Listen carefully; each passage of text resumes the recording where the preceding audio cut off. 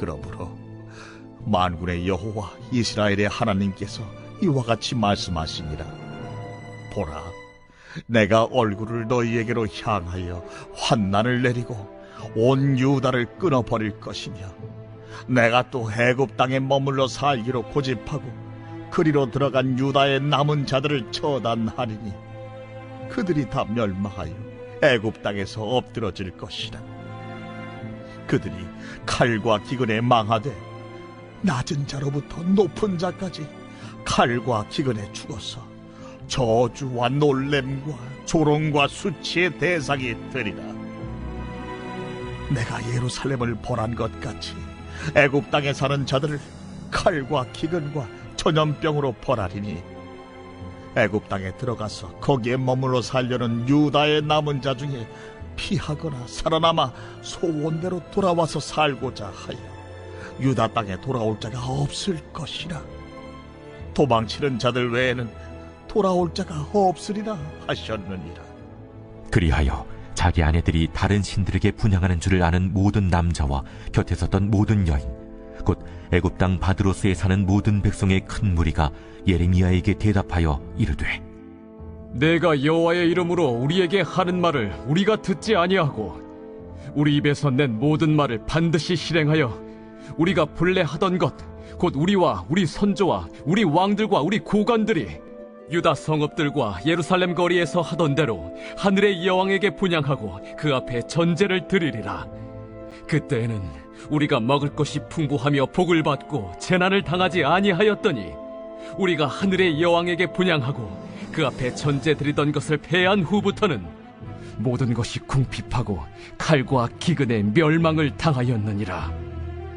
여인들은 이르되, 우리가 하늘의 여왕에게 분향하고 그 앞에 전제를 드릴 때 어찌 우리 남편의 허락이 없이 그의 형상과 같은 과자를 만들어 놓고 전제를 드렸느냐? 오늘도 기도의 자리에 나오신 여러분을 주의 이름으로 축복합니다. 많이 쌀쌀해진 날씨에 여러분들 건강에 유의하시고 강건하시기를 바랍니다. 하나님께서 그토록 만류했음에도 불구하고 유다의 남은 자들이 예레미야와 바룩까지 볼모로 잡고 기어이 애굽으로 가게 됐습니다. 처음에는 다바네스라고 하는 성읍을 중심으로 들어갔는데 시간이 흐르면서 다른 지방에 흩어져 살게 된 겁니다. 그러면서 나타난 현상이 어제 말씀드린 것처럼 애굽 사람이 섬기던 이방신을 섬기는 것이었습니다. 그래서 하나님께서 그들 가운데 진노하셨고 그들을 아주 강하게 책망하신 걸 볼 수 있습니다. 44장 7절 보니까 이렇게 되어 있습니다. 만군의 하나님 이스라엘의 하나님 여호와께서 이와 같이 말씀하셨느니라. 너희가 어찌하여 큰 악을 행하여 자기 영혼을 해하며 유다 가운데서 너희의 남자와 여자와 아이와 젖먹는 자를 멸절하여 남은 자가 없게 하려느냐? 어찌하여 너희가 너희 손이 만든 것으로 나의 노여움을 일으켜 너희가 가서 머물러 사는 애굽 땅에서 다른 신들에게 분향함으로 끊어버림을 당하여 세계 여러 나라 가운데서 저주와 수치거리가 되고자 하느냐? 사람은 환경이 중요한 것 같습니다. 그 사람을 지배하는 문화가 중요하다는 겁니다. 지금 애굽 사람들이 자신들의 신을 섬기는데 유다의 남은 자들도 그 환경에 그대로 지금 동화되어 버리는 겁니다. 그래서 하나님께서 어찌하여 너희가 나의 노여움을 사느냐 이렇게 하시는 거예요. 성경에서 자폰을 금하는 가장 중요한 이유는 상대의 이방 문화가 들어와서 이방이 섬기던 그 우상 숭배에 빠질 것을 우려했기 때문에 그런 겁니다. 그래서 믿는 사람들이 믿지 않는 사람들과 결혼해서 기독교 신앙을 포기한 경우들을 적지 않게 보게 되는데요. 이런 차원에서 성경에서는 이방인과 결혼을 금하고 있는 걸 볼 수 있습니다. 사도 바울도 그래서 믿지 않는 사람과 멍해를 같이 하지 마라 그렇게 말씀하고 있고요.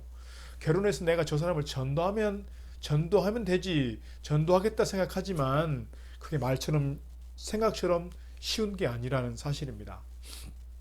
당시 유다 백성들도 애굽에 들어가 살다 보니 어느새 그 애굽 사람들이 섬기던 그 우상을 그들도 섬기고 있더라는 거예요.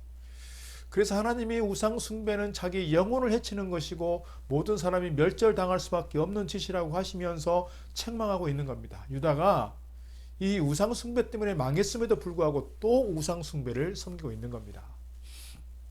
오늘 보면 11절 이하에서 말씀합니다. 그러므로 만군의 여호와 이스라엘의 하나님께서 이와 같이 말씀하시느니라.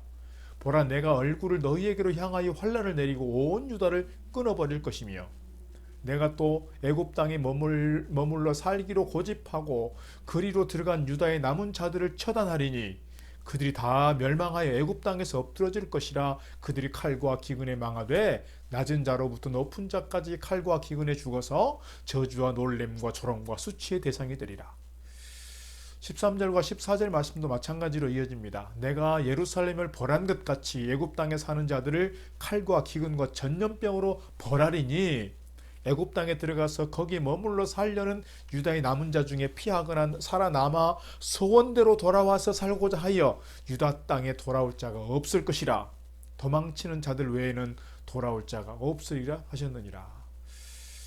우상 숭배로 망했는데 애굽까지 와서 우상 숭배에 빠진 유다의 남은 자들을 절대 용서하지 않겠다는 거예요. 그러면 하나님의 책망을 들은 유다 사람들이 회개했느냐? 15절 하반절 이하의 말씀을 보게 되면 이렇게 설명하고 있습니다. 그리하여 자기 아내들이 다른 신들에게 분향하는 줄을 아는 모든 남자와 곁에 섰던 모든 여인 곧 애굽 땅 바드로스에 사는 모든 백성의 큰 무리가 예레미야에게 대답하여 이르되 네가 여호와의 이름으로 우리에게 말하는 것을 우리에게 하는 말을 우리가 듣지 아니하고 그랬어요. 여호와의 말씀을 하나님께서 예레미야를 통해 주신 그 말씀을 듣지 않겠다는 거예요. 그러면서 어떻게 하겠다는 것이냐? 17절 이렇게 말합니다.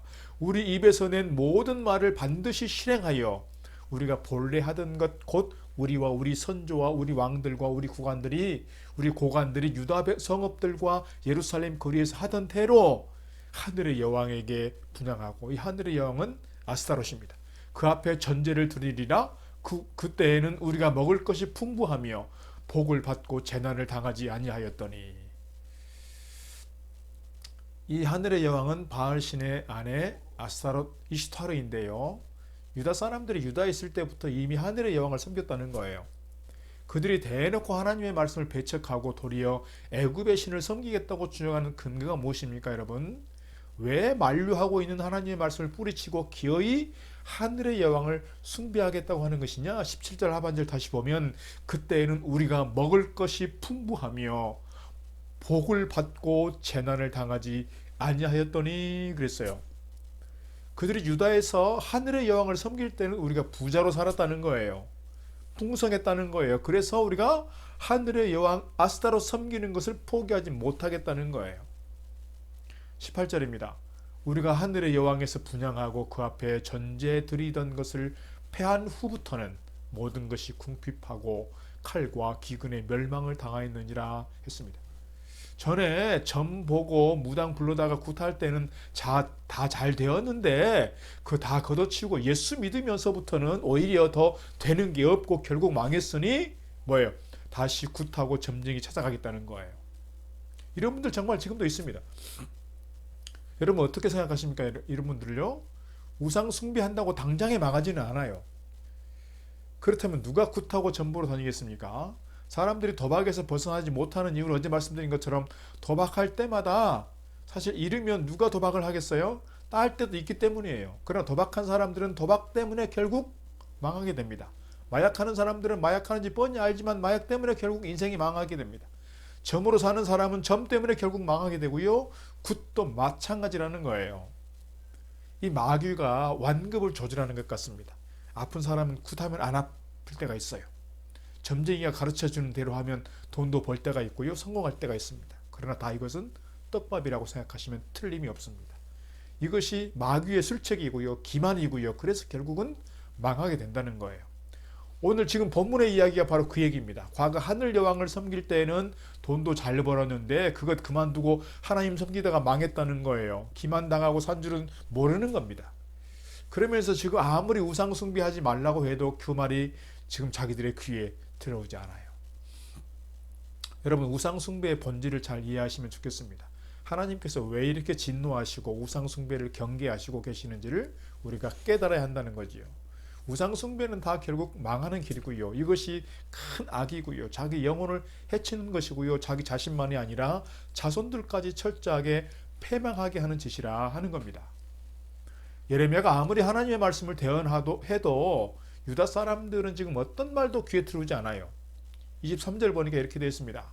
너희가 분향하여 여호와께 범죄하였으며 여호와의 목소리를 순종하지 아니하고 여호와의 율법과 법규와 여러 증거대로 행하지 아니하였으므로 이 재난이 오늘과 같이 너희에게 일어났느니라. 이런 말씀도 아무런 소용이 없습니다. 그래서 하나님이 이렇게 말씀하십니다. 25절 하반절, 너희 소원을 성취하며 너희 소원을 이행하라 하시느니라. 너희 원대로 하늘 여왕을 섬겨바라는 거예요. 하나님은 인간을 너무 잘 아십니다. 인간이 얼마나 철저하게 타락한 존재인지를 누구보다 잘 아는 분 우리 하나님이십니다.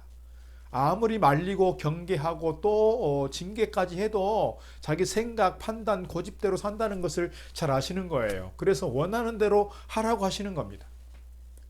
그들의 선택과 그들의 고집과 그들의 완고한 불순종과 그들의 불신앙에 대해서 하나님께서 이제는 뭐 하겠다는 거예요? 책임을 묻겠다는 것입니다. 그래서 26절에 보게 되면 이렇게 말씀합니다. 그러므로 애굽 땅에서 사는 모든 유다 사람이여 여호와의 말씀을 들으라. 여호와께서 말씀하시되 보라, 내가 나의 큰 이름으로 맹세하였은즉 애굽 온 땅에 사는 유다 사람들의 입에서 다시는 내 이름을 부르며 주 여호와의 살아계심을 두고 맹세하노라 하는 자가 없으리라. 27절 보라, 내가 깨어 있어 그들에게 재난을 내리고 복을 내리지 아니하리니 애굽 땅에 있는 유다 모든 사람이 칼과 기근에 망하여 멸절되리라. 29절입니다.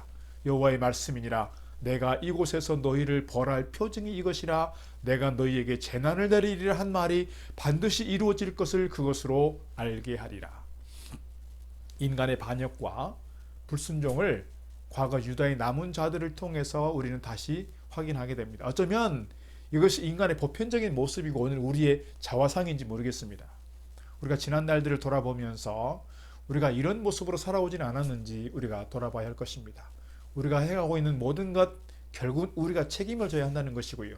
정말 우리가 하나님을 떠나고 우상을 섬기고 나도 모르게 하나님 아닌 다른 것이 나를 지배하게 될 때 그 선택의 결과는 결국 내가 책임질 수밖에 없다는 것을 우리에게 가르쳐 주고 있습니다. 정말 하나님을 하나님으로 잘 섬김으로써 하나님께로부터 상급을 누리고 하나님의 거룩한 종들로서 하나님의 신실한 일꾼들로서 주님께로부터 칭찬 들을 만한 신실한 주의 종들 다 되기를 주의 이름으로 축복합니다. 오늘 하루의 삶도 주님 안에서 승리하시는 귀한 복된 하루 되기를 주의 이름으로 나의 축복합니다. 마음이 교만치